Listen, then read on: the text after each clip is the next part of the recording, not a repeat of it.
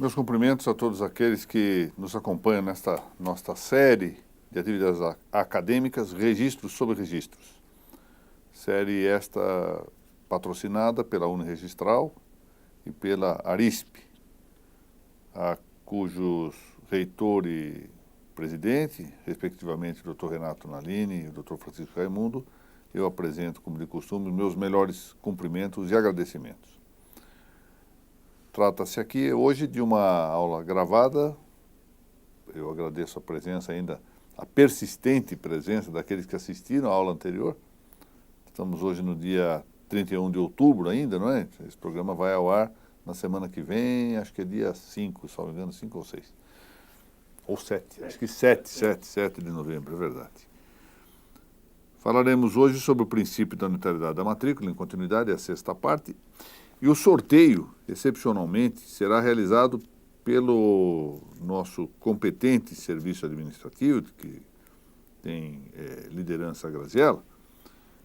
Mais uma vez vamos sortear para aqueles que estão inscritos na base de dados da EAD, esse magnífico Tribunal de Alçada Criminal de São Paulo, um livro histórico sobre essa grande corte de direito criminal.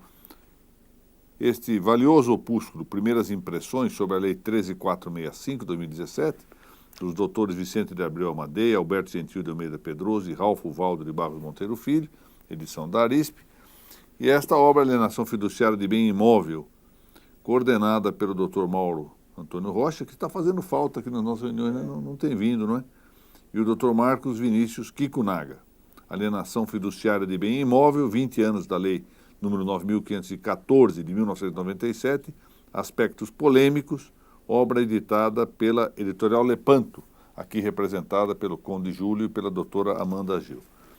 E vamos, para aqueles que compartilharem a nossa exposição pelo Facebook publicamente, durante a exposição, é verdade, sortear os 2 primeiros tomos do Registro sobre Registros, Registro de Imóveis Princípios, edição da Primos, de Descalvado, e esse livro, Protesto Extrajudicial de Certidões de Dívida Ativa, Prévia Execução Fiscal, obra que está em segunda edição, da editora Podium, escrita pelo prezado Dr. Carlos Rogério de Oliveira Londe, a quem agradeço a remessa do livro aqui à nossa administração, para que fosse sorteado aqui durante as nossas reuniões.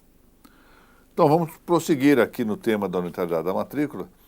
E o objetivo desta aula, que é a sexta parte do tema da unitariedade, é expandir um pouquinho a ideia de união, agregação e separação, para mostrarmos como isto se dá também no nível da realidade.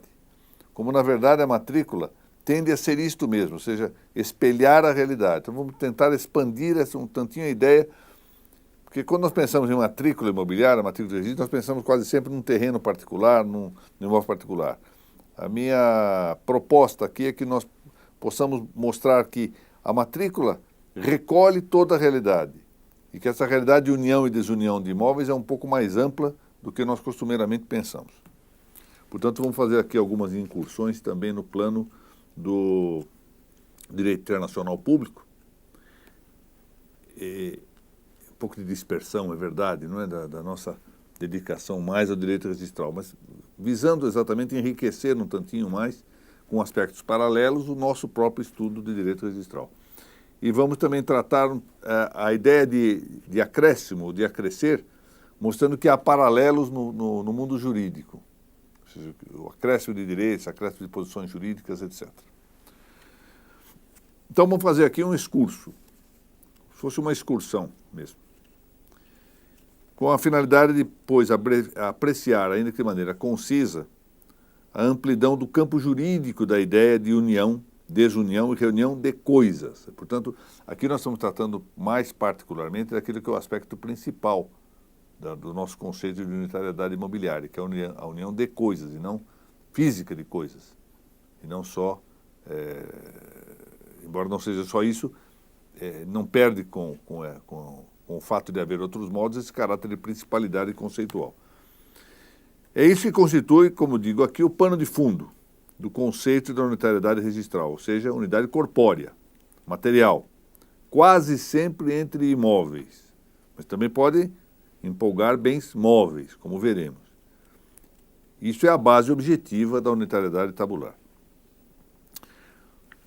De maneira própria e em primeiro lugar, a ideia de unitariedade do imóvel na matrícula indica efetivamente o imóvel registral, que nós chamamos de imóvel tabular, que ordinariamente corresponde a uma unitariedade substantiva ou material. Mas, já ouvimos na aula anterior, isso pode faltar na eventual desconformidade, incongruência, falta de correlação entre de um lado, a unidade tabular do imóvel e de outro, a sua não unicidade substantiva. Nós vimos isto na aula anterior, não é? Em vários exemplos. E esses exemplos foram das unidades autônomas nos condomínios edilícios, em que os fólios correspondentes dizem respeito a frações ideais do terreno, ou então as separações físicas das glebas ou lotes por aberturas de vias, enquanto preservado embora a sua unidade familiar, econômica, social, etc. Abertura de vias ou mesmo a presença de rios, etc. Ora, a relação corriqueira entre a unitariedade formal ou tabular e a unitariedade substantiva dos imóveis, ainda que ela seja frequentemente estável, ela não impede a presença de vicissitudes materiais e jurídicas que podem afetá-los. Ou seja, a tendência é da estabilidade. Às vezes, em determinadas épocas, períodos da história e em determinados lugares, há uma tendência maior de segregação, parcelamentos. Então, no século XIX, é uma tendência muito grande de abandono dos imóveis, por exemplo, na Europa. Por exemplo, foi o que Hedman chamou de pulverização da terra. Pessoas eram atraídas para a cidade grande e largavam os imóveis. Aquilo acabou sendo pulverizado, virou matéria de crédito, domínio de crédito, segregações frequentes. Mas o normal é que as propriedades sejam estáveis. Ou seja, uma tendência à estabilidade. As segregações, chamadas de separações, divisões, reduções, parcelamentos, loteamentos, desmembramentos, desdobros, perdimentos por avulsão, aluvião, etc. Uma série de coisas. Isso é que se entende por segregação. E as agregações de glebas, de lotes, ou ainda pelos fenômenos aluviais ou avulsivos, que se agregam, portanto, essa é a ideia. As palavras mais técnicas para isto, de caráter genérico, são exatamente essas palavras, dois termos, segregação e agregação. Não são de uso, na década de 90 era de uso praticamente nenhum entre nós. A partir da década de 90, quando foi preciso criar um termo geral para se referir a loteamentos, desmembramentos, parcelamentos, divisões, desdobros, etc., aí então apareceu entre nós, mas é por fruto de empréstimo também de expressões estrangeiras. Isso veio sobretudo do espanhol. E o espanhol não sei se também tomava de empréstimo de outras línguas, mas o fato é que apareceu a expressão segregação e a expressão agregação no uso do direito imobiliário. Usam-se também entre nós, ainda que com menor frequência, os vocábulos anexação, aumento, acréscimo, comumente complementados pela expressão de área. Então, de vez em quando fala anexação de área, anexo de área, aumento de área, acréscimo de área, etc. Nós não podemos esquecermos de um fato. Nós estamos aqui no estado de São Paulo, nós temos uma linguagem nossa. Com uma certa nacionalização do direito registral, depois, sobretudo, da instituição do Conselho Nacional de Justiça e com seus provimentos, etc., e a linguagem de outros estados acabou penetrando também aqui na nossa. Nós nunca falávamos aqui em PAD, Processo Administrativo Disciplinar. Isso é uma criação que surgiu da linguagem do CNJ, que, por sua vez, incorporou coisas que havia usus loquendi de outros estados. Mesma coisa, por exemplo, inspeção, visita. Nós sempre falávamos aqui em São Paulo em correição. Correição. Agora se fala em inspeção, visita correcional, quando muito, etc. Bom, então, na verdade, o que nós temos que considerar aqui são efetivamente os usos. Como nós usamos as palavras. Como a doutrina, a praxe, nos vários estados, vai utilizando essas expressões. E depois tentamos encontrar aqui o conceito. O que é mais importante aqui é que descobramos os conceitos são equivalentes ou se não são.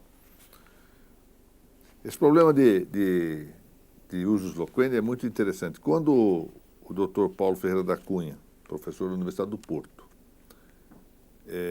e eu, resolvemos escrever em conjunto o livro Propedêutica Jurídica, isso foi lá no início quando foi isso?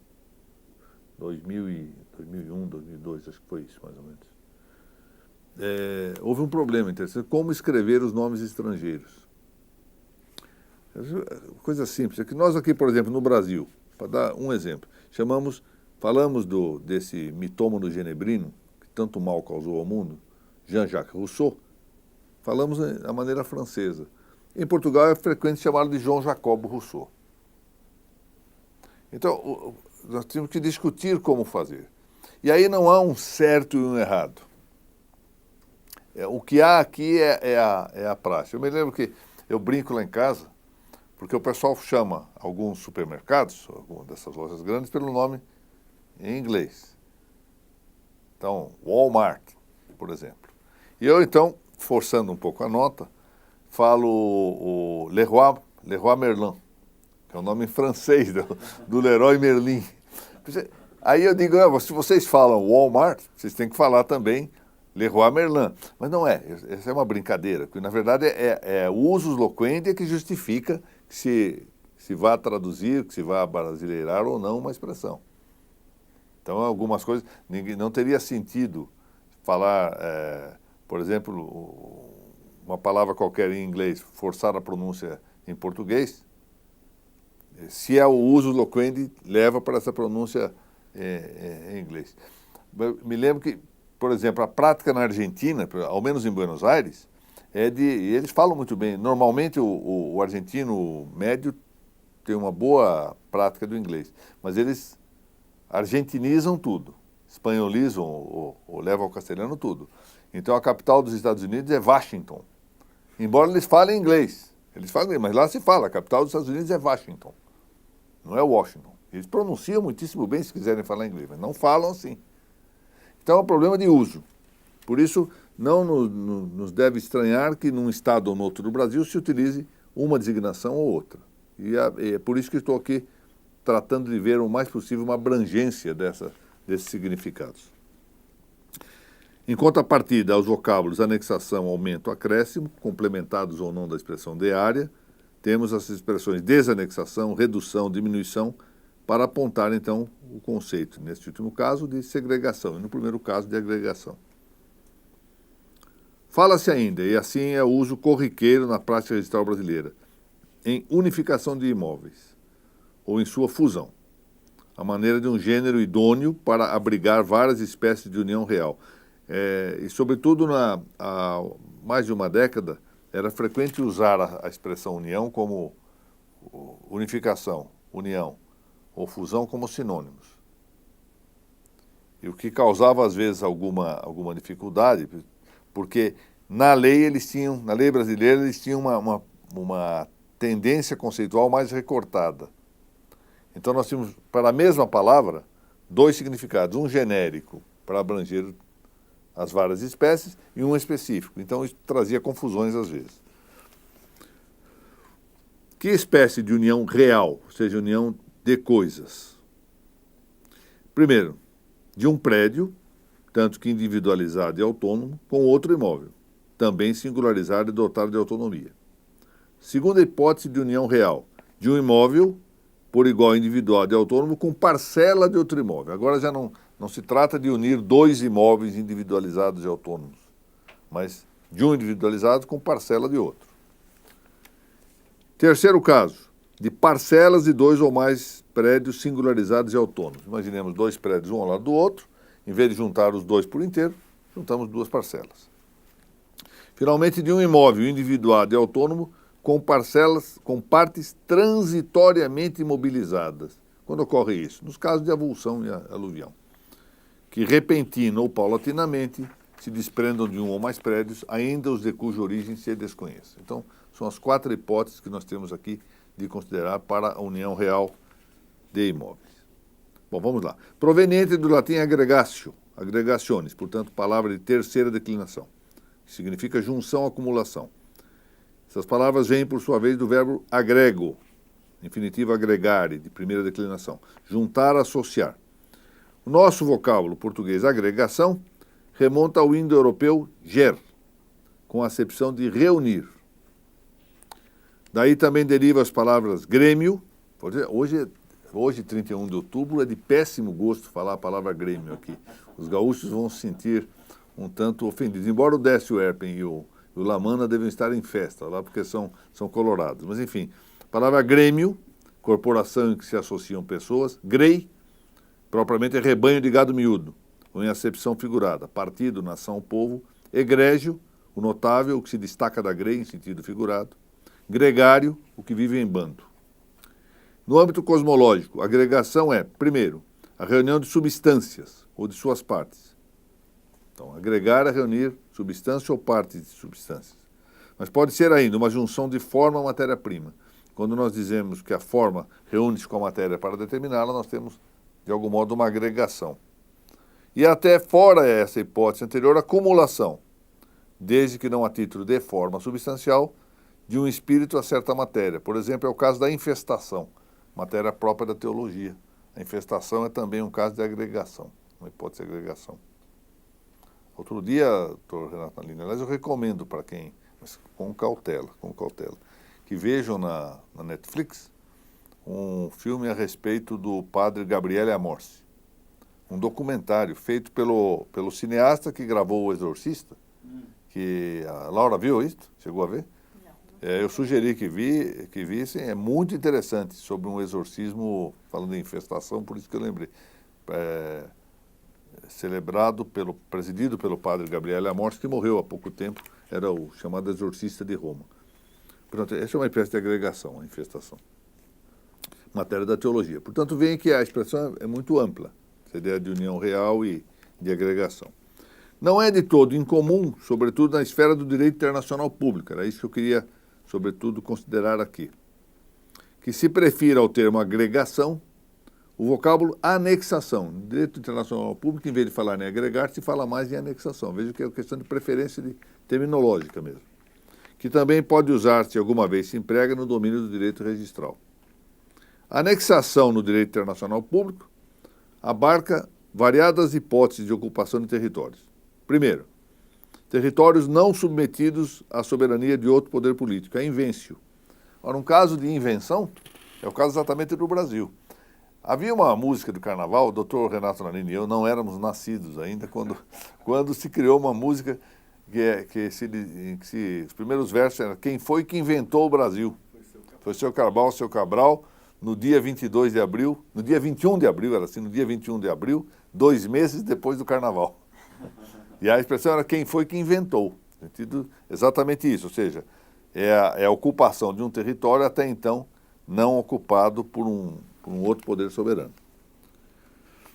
Outra hipótese de anexação é da nova formação, assim, por exemplo, ilhas emergentes.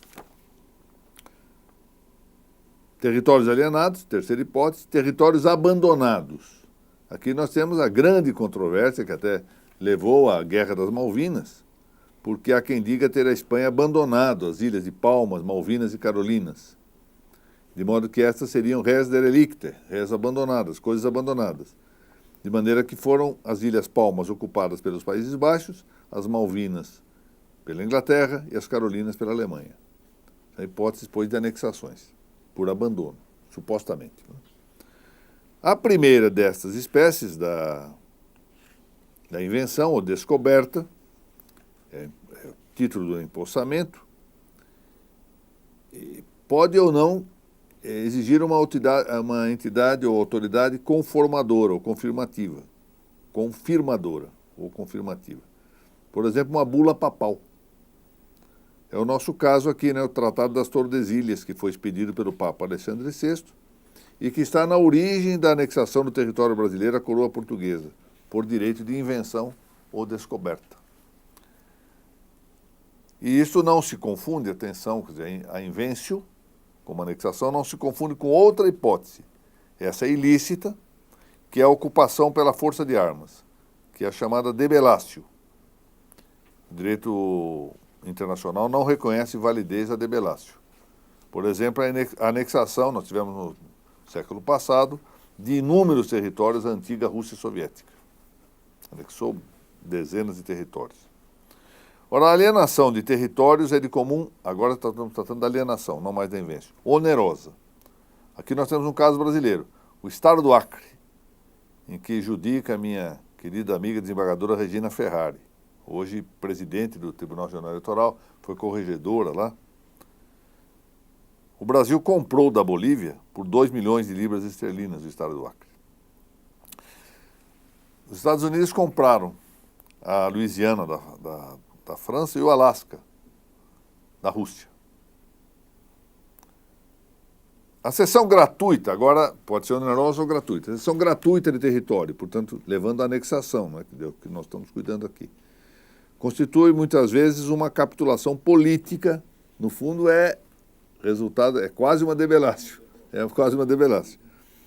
que frequenta os acordos pós-guerra. Por exemplo, a cessão compulsiva da Alsácia-Lorena da França, pela França à Alemanha em 1871.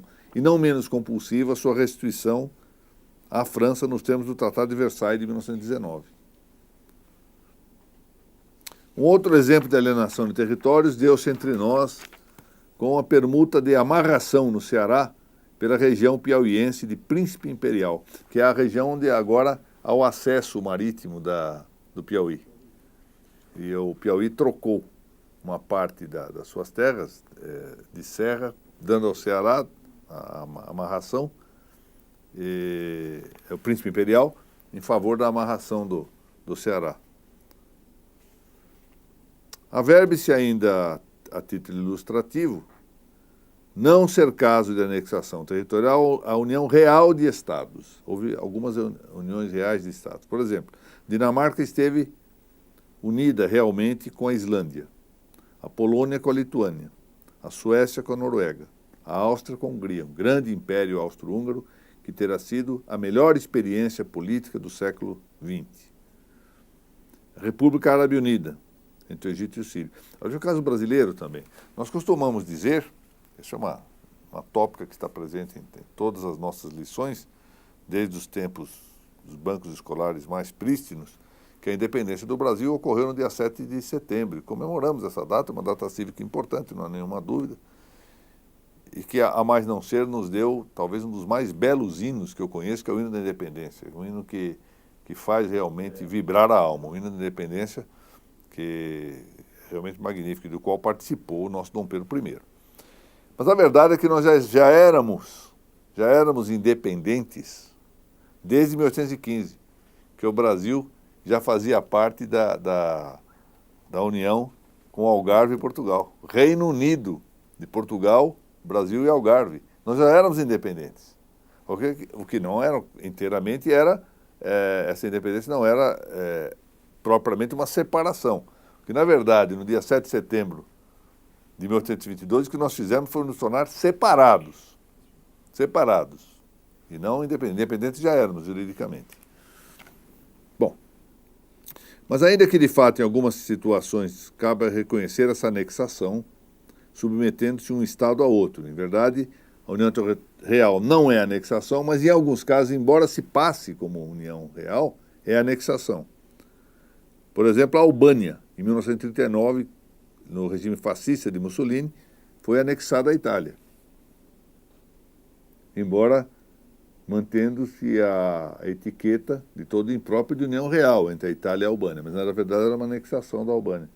A mesma coisa, falar em União das Repúblicas Socialistas Soviéticas, como se fosse União Real, quando na verdade sabemos que foi uma anexação por força de armas. Isso durou até 1991, de 23 a 91.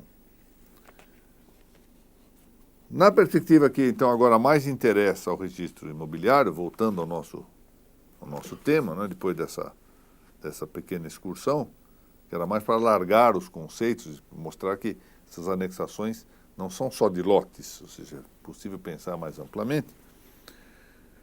A anexação corpórea corresponde com o aumento e correlata à redução de quantidade e eventual alteração de qualidade dos prédios a uma transformação da substância do imóvel. Por que se fala em aumento e correlata a redução? Porque se aumenta, é porque alguma coisa teve que diminuir. Seja que tenha havido um acordo e uma parte de um prédio ou inteiramente outro prédio tenha se juntado a este, seja que tenha havido aluvião ou avulsão, alguma coisa teve redução.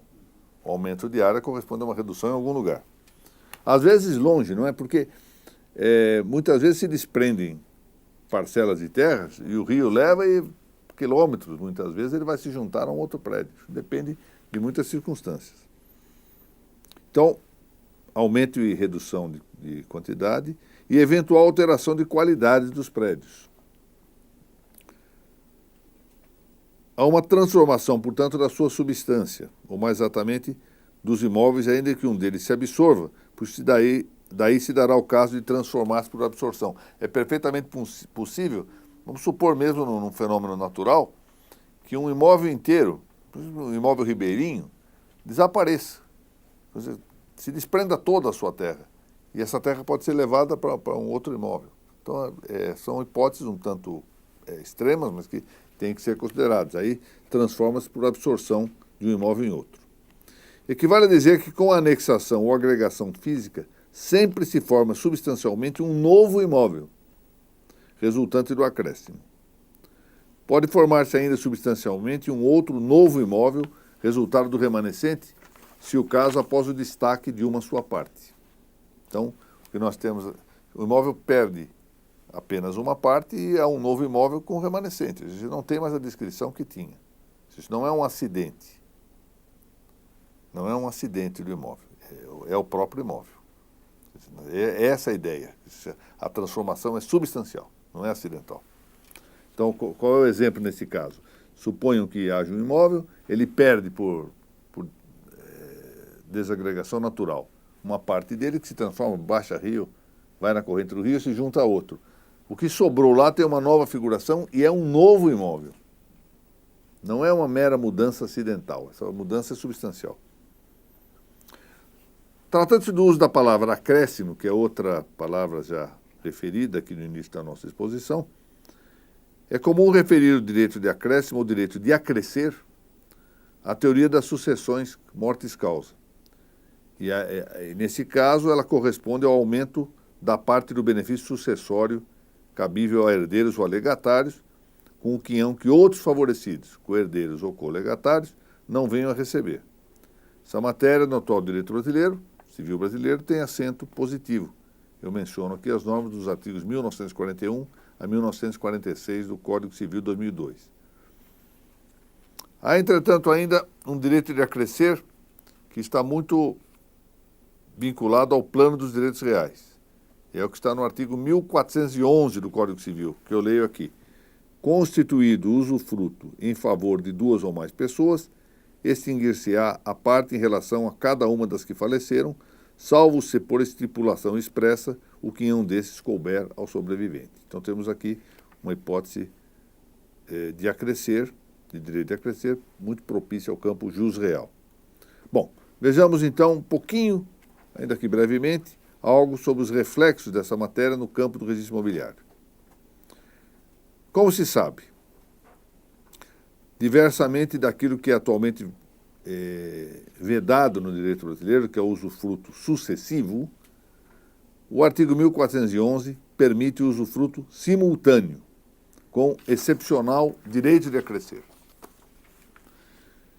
Se com usufruto sucessivo, ou seja, sucessão no usufruto, a transmissão no usufruto, a situação hipoteticamente inaugural é a da fruição individual da coisa, do imóvel, que com a morte do usufrutuário se transmitiria para o desfrute de seu sucessor, isso que é vedado. Já no usufruto simultâneo, há de início pluralidade de usufrutuários, por isso que ele é simultâneo ou concomitante. De maneira que aos supérstices, aqueles que sobrevivem, se concede, tanto que isso excepcionalmente se haja convencionado a instituir-se o usufruto, é necessária essa convenção, o direito de aumentar seu quinhão usufruível com a parte que tocava ao pré-morto. Então, o direito de acrescer consiste nisso. Portanto, não é, volto a dizer, de sucessão na parcela individual correspondente ao usufruto, mas sim a de acrescer em caso de pluralidade de fruição. Essa norma do artigo 1411 do nosso Código Civil 2002 apenas se aplica ao usufruto constituído inter vivos, porque no tocante com usufruto mortis causa, que pode ser objeto de legado, como diz o artigo 1921, incide a norma do artigo 1496 do Código. Eu leio aqui: tratando-se de legado conjunto, há direito de acrescer diversamente, se não há conjunção dispositiva para o usufruto. O quinhão reagrega-se ao núcleo dominial. Consolidação tendencial da propriedade. A propriedade tende sempre a se consolidar. Vamos ver nas aulas futuras, o conceito de propriedade envolve sempre um atributo, um caráter, que é o da sua elasticidade. A propriedade é elástica. Isso quer dizer que ela possui aquilo que nós chamamos de vários direitos dentro dela. Mas esses direitos, embora sejam, pois, nessa figuração, centrífugos, eles saem do núcleo da propriedade, essa tendência, apesar de saírem, eles tendem de volta ao caráter centrífugo, eles tendem novamente à consolidação. Toda a propriedade tende à consolidação. Tanto que se dá no caso de legação de certa parte do usufruto. Pode-se legar certa parte do usufruto, como está no parágrafo único do artigo 1946. Bom, ainda não faltam também no nosso direito posto algumas outras referências ao direito de acrescer. Eu menciono aqui quanto à doação, por exemplo, o parágrafo único do artigo 551 do Código Civil de 2002, que eu leio: salvo declaração em contrário, atenção para essa exceção, né? Essa condição. A doação em comum a mais de uma pessoa entende-se distribuída entre elas por igual.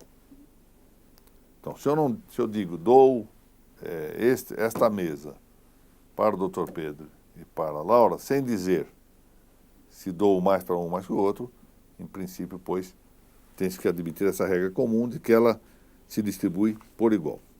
Parágrafo único, que é o que nos importa. Se os donatários, em tal caso, forem marido e mulher, subsistirá na totalidade da doação para o cônjuge sobrevivo.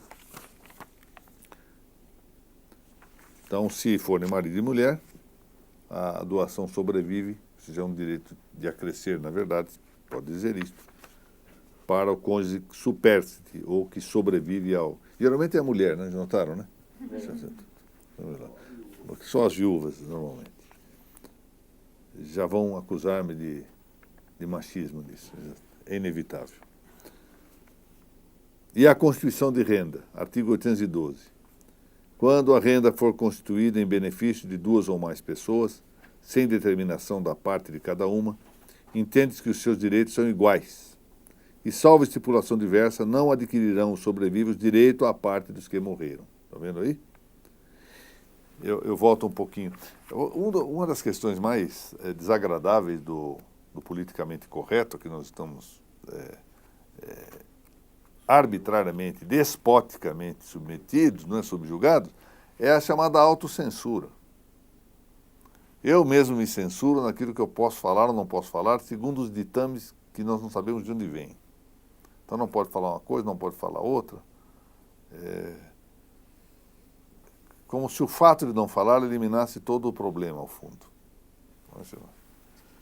Bom, algo mais, porém. Prosseguindo aqui o nosso texto. Acrescer corresponde à ideia de aceder, tal que acréscimo é também acessão. E abrange com interesse registrado os casos de avulsão, aluvião, abandono de alveo, etc. Todo mundo já sabe, que eu já contei isso várias vezes, que é um dos traumas biográficos que tenho, que eu conversava com o Dr. Renato Nalini por telefone, depois de ter elaborado um longo trabalho sobre o modo de titular a sessão, avulsão, etc., formação de rios, alvo abandonado, e levar para o registro de imóveis, quando a água fez uma acessão no meu computador, caiu da caixa d'água, caiu em cima do computador, eu perdi tudo isso e nunca mais tive coragem ou ânimo para escrever, para estudar isso, né? Há um episódio muito interessante num dos livros de Dostoiévski, que agora não me lembro qual é, em que ele conta que a pena o castigo mais grave que se recebe é o da inutilidade. Era a determinação, por exemplo, nos campos de concentração na Rússia, ainda no tempo do czarismo, de se levar uma grande tora, um peso imenso.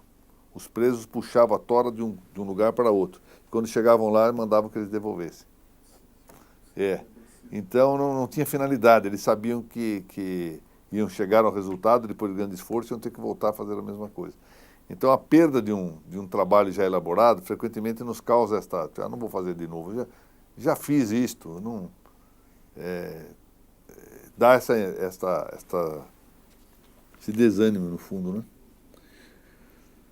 Do latim accessio, accessionis, também terceira declinação, com o significado de acréscimo, aumento, tem o vocábulo português acessão, mais frequente uso jurídico com seu sentido de modo de aquisição da propriedade, tanto móvel quanto imóvel, correspondente ao fato de uma coisa corpórea acrescentar-se ou aceder inseparavelmente à outra.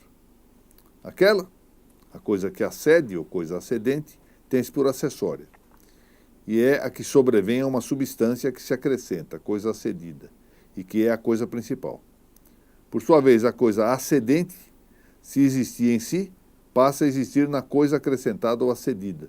Torna-se ens in alio, um ente em outro, que o recebe. E por isso nós usamos alguns aforismos, que elas são muito conhecidos. Accessio cedit principale, ou seja, a acessão acede ao principal.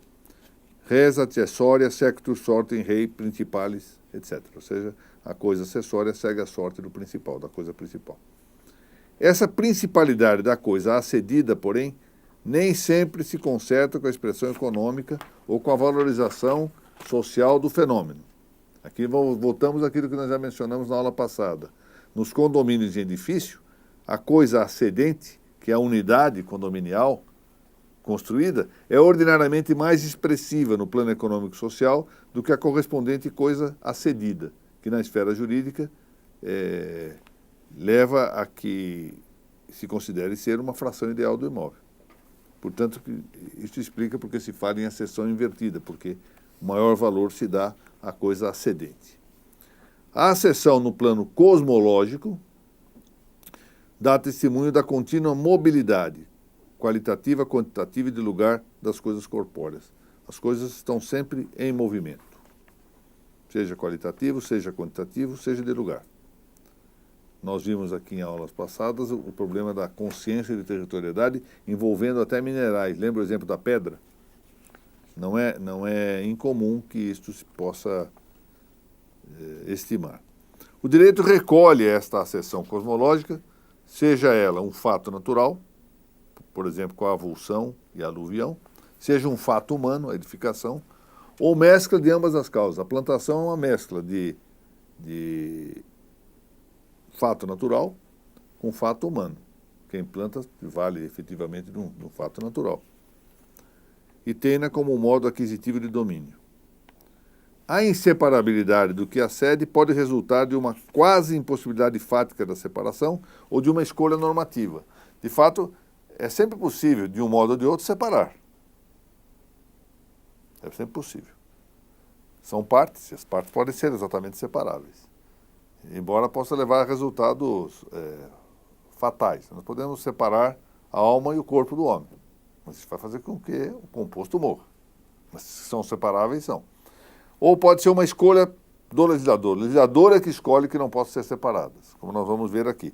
Frequentemente é o proprietário da coisa acedida, coisa principal, quem adquire, o que de maneira inseparável a ela se acrescenta, a coisa acedente. Vem o acessório e o acessório segue a sorte do principal, salvo se houver determinação normativa diversa, como veremos. Conheceram-se, portanto, outras soluções jurídicas. Por exemplo, com propriedade. Isso se juntou aqui, coisa acedente e coisa acedida, eu determino com propriedade. Uma solução possível. Outra, preservação dos domínios anteriores, a despeito da nova integridade corpórea. Junta uma parte, essa parte continua no domínio de fulano e aqui de outra. São hipóteses. De comum, entretanto, a aquisição dominial pelo dono da coisa acedida, quanto à nova parte integrante da res, implica o perdimento da eventual autonomia da coisa acedente, como objeto de direito. Ela perde a autonomia. A coisa, portanto, que vai como acessório ou como acedente à outra, perde a sua autonomia. Portanto, não pode ser objeto de direito. Perda eventual da independência como objeto jurídico. Eventual. Por quê? Porque pode ocorrer o caso de que a coisa acidente fosse antes já parte integrante de outra substância.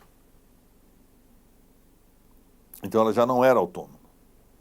Pode dar-se isso. Ela não perde autonomia porque ela não era autônoma, ela era uma parte. Portanto, ela não tinha autonomia. Imaginemos que haja um destaque só de uma... Estou usando muito esses fenômenos naturais de avulsão aluvião, que são mais visíveis à nossa imaginação, não é? Mas ela se destaca, mas ela já era parte, não tinha autonomia, portanto não perde autonomia. Mas se ela fosse um todo, fosse unitária, então perderia sua autonomia. Muito bem. O que se designa a cessão imobiliária é não apenas a cessão de coisa acedente imóvel a coisa acedida imóvel, o que se dá com a formação de ilhas, com aluvião, avulsão e abandono de álveo ou a cessão fluvial, aí eu menciono a legislação brasileira correspondente, mas também a cessão de coisa móvel a imóvel, aí temos a plantação e a construção, a que corresponde o aforismo superficies solo cedit. E não menos devem ignorar-se as acessões espirituais, que são as acessões de direitos sobre coisas, que não havia e que pode também considerar, são direitos sobre coisas. Essa expressão, acessão espiritual, não é nova, mas causou, já sei, nos grupos de estudo, fortes debates, fortes debates. Muito bem. Ao tempo em que esta aula está sendo transmitida, eu quero ver se assisto de lá, eu devo estar na bela cidade do México, onde participarei do congresso, mais um congresso da União Internacional dos Juristas Católicos, que é um organismo do Vaticano. Uma entidade que tem como conselheiro espiritual o grande cardeal Leo Burke, e hoje é presidida pelo grande jurista espanhol, talvez a maior autoridade do direito constitucional espanhol dos nossos tempos e um dos maiores constitucionalistas do mundo, que é o Dr. Miguel Ayuso Torres, de Madrid. E o congresso começa exatamente, para aqueles que estão assistindo, na tarde de hoje. Como o México tem 3 horas menos do que aqui, eu devo estar despertando no horário que os senhores estão assistindo esta aula. E pela tarde desta quarta-feira, dessa quarta-feira futura, 7 de novembro, haverá a inauguração do congresso com exposições e palestras na quinta-feira e na sexta-feira. Eu falo, na quinta está previsto que eu fale, se Deus permitir, na quinta-feira pela manhã. E devo retornar no Brasil no sábado posterior. Muito bem. O sorteio dos livros, como eu disse, far-se-á oportunamente pela nossa administração, uma vez que essa aula é uma aula gravada e não vai ao ar só no dia 7, que para os senhores é hoje. Isso fica confuso, essa é a grande realidade. Confuso. A história recente do país mostraria que alguns titulares do chefe executivo sequer saberiam lidar com esse problema. Estou conseguindo, de algum modo, lidar com essa hipótese. Eu agradeço a presença de todos que aqui se encontram e assistiram a esta segunda aula, em continuidade da que foi ao ar, nesse dia 31. Particularmente quero agradecer em nome do meu amigo Dr. José Renato Nalini a presença de todos. Agradeço àqueles que nos assistem pela via eletrônica. Cumprimento especial ao Dr. Francisco Raimundo, presidente da Arisp, e ao nosso serviço técnico e administrativo da Uniregistral. Muito obrigado a todos e aqueles que puderem, rezem por essa minha participação no Congresso do México. Muito obrigado.